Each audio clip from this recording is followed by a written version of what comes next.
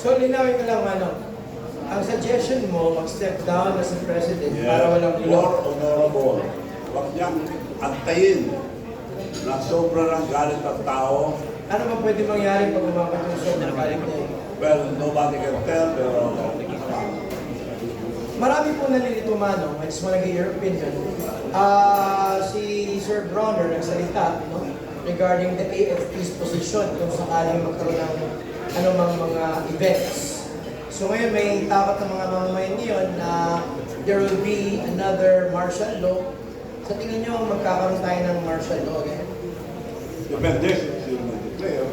Kung si Presidente mag-declare, baka magaya siya sa Korea. Nag-declare martial law ng Kalkada.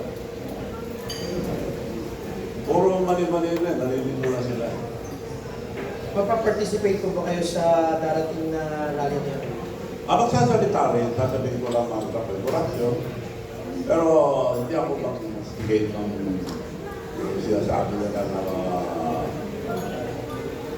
stabilization ng gobyerno or revolutionary government. Hindi ko sasabihin niya.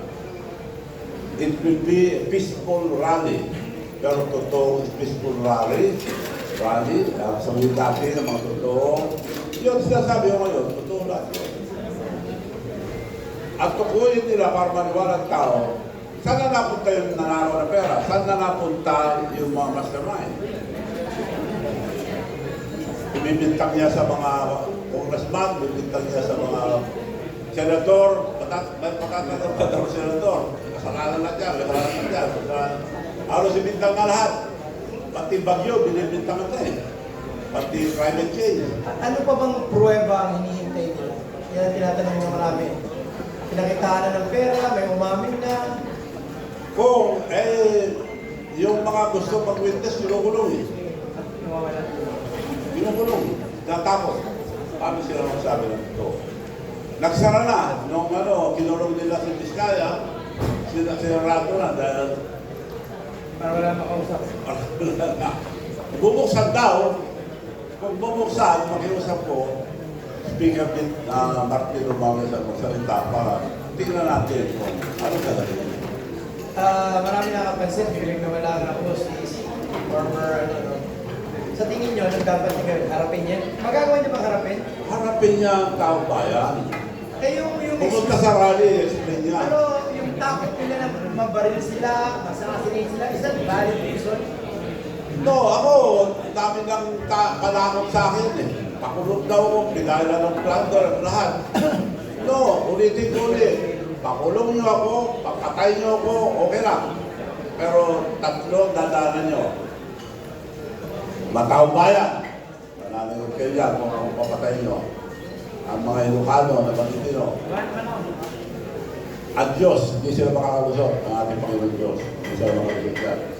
Lulutuin sila ni Satanas. Alam mo, Manong, may isang tanong pagdating dyan sa destabilization na yan. Ito po bang labas po daw ninyo, is this part of your legacy that you're trying to, kung nasa fourth quarter ka na ng life mo, gusto mo mapaganda yung imahe mo sa taong bayan? No. Wala akong agenda rito. Humihingi ako ng pamanhin dahil nakatulong ako sa kanya eh. Hindi na malabas yan. Humihingi ng paumanhin sa Sa taong mga bayan. dahil parte ako natulong sila. Boto natin. Nagsisihan. Hindi presidente ako, hindi ako ambition lang yan ng vice president. Ako lang nagsabi na presidente mo lang, pag tagpan si Sara, baba ka, protected ka na.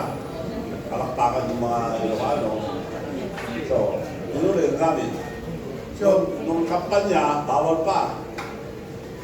But nakakuha ko ng Jordan Line of PRRD ng permit. Maliit lang pwede. Bawal ng malaki dahil COVID. So, ginawa ko, regional mayor. Hindi siya lang namin. Naging popular. Sabi niya, Manong, mabuti na ikaw presidente ng Mayor's League. Kasi nung araw, tumakbo ko, wala akong sa mayor. Maraming salamat pa. Papasalamat. Nandun na lang.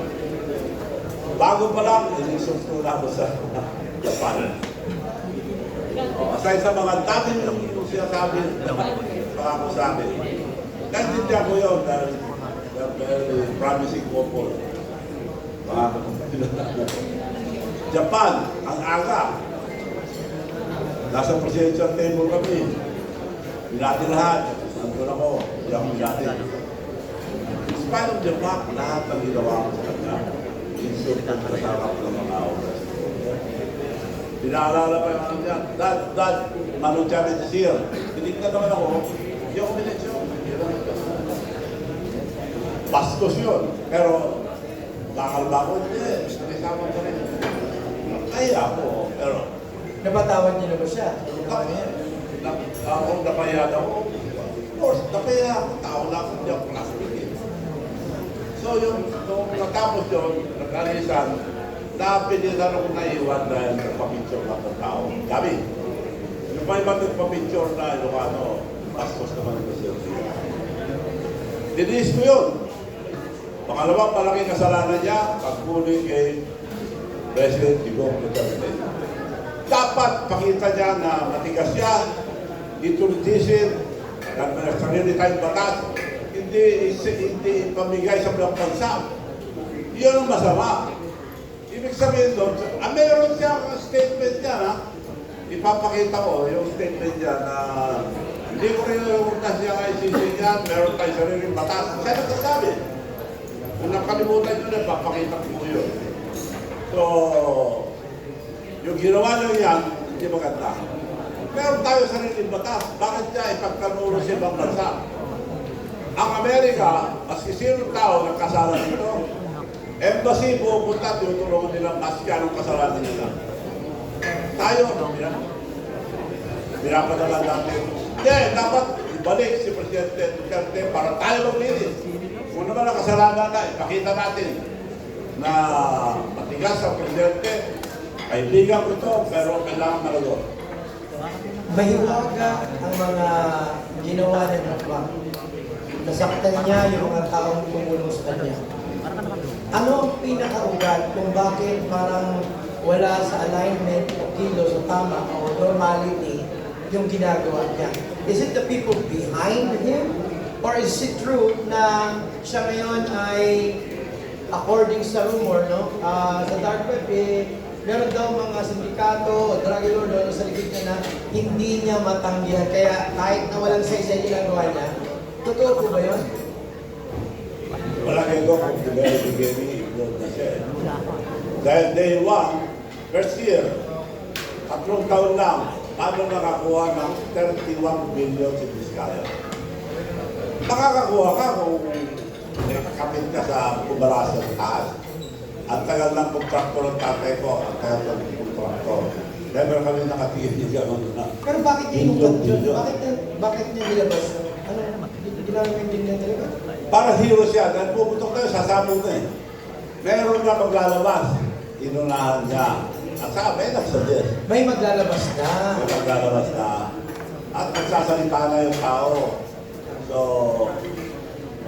sinadya niya para ibintak sa iba para hero siya, pinalaglag pati kasama niya. So, base sa senior mo sa akin today, Manong, dahil nagkamali ka sa pag-endurso kung bakit siya ngayon naluklok, you feel it's your responsibility to also correct the wrong. Is that it? Ang guilty ako dahil nabudol ako, akala ko ayusin ang pangalan ng mga magulang nila. Dahil mga magulang nila nakalagay sa Guinness Book of Records.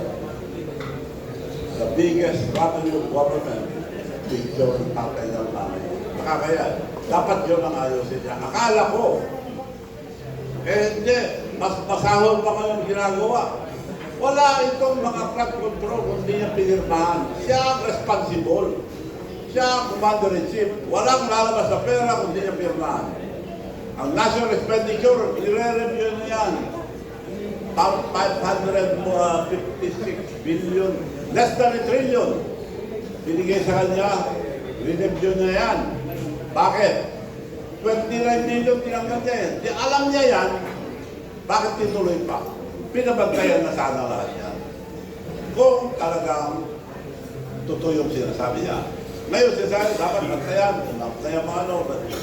Okay. Para pa mo sinasabi niya na Tama na.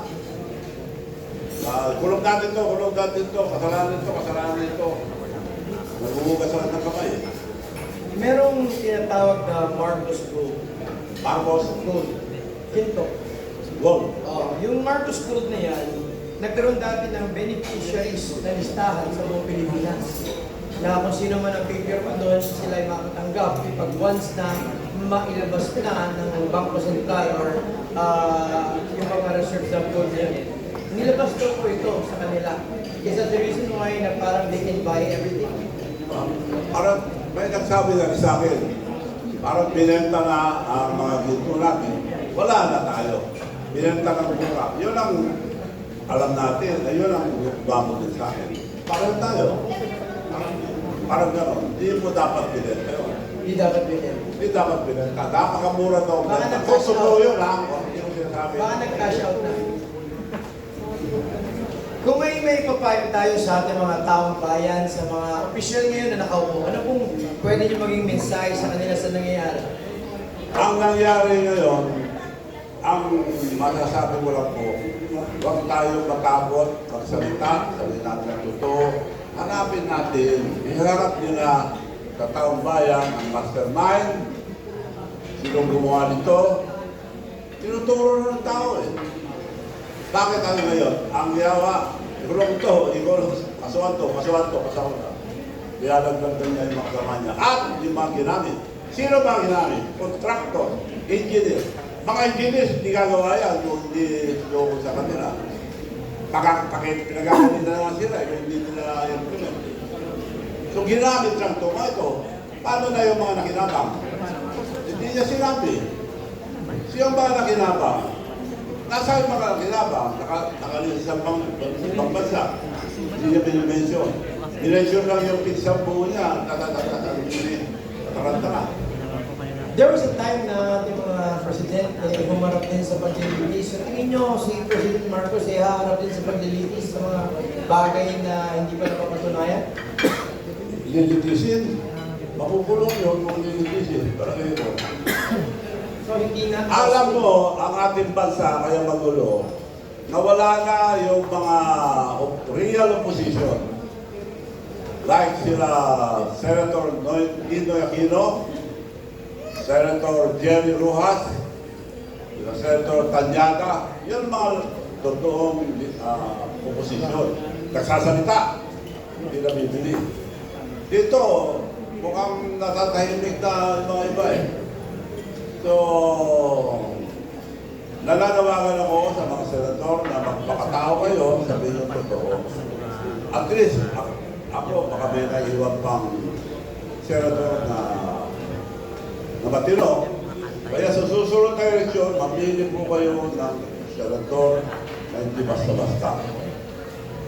Na talagang may prinsipyo. So ano nangyari? Wala nagsasalita. Pakukulong kayo. May mga bagay pa ba na dapat malaman ng ating taong bayan na ang inyong mga information na dapat makarating din sa kanila na hindi namin alam? Marami. Pero mayroon naman sabihin natin ito. Amen. Pero may mga tanong ng ating mga media ngayon. So, invite natin ang ating mga kaibigan dito sa ating mga media outlets. You can have your 2 questions. Kindly state your name and kung anong broadcast agency o radio station yung question ninyo or Manong.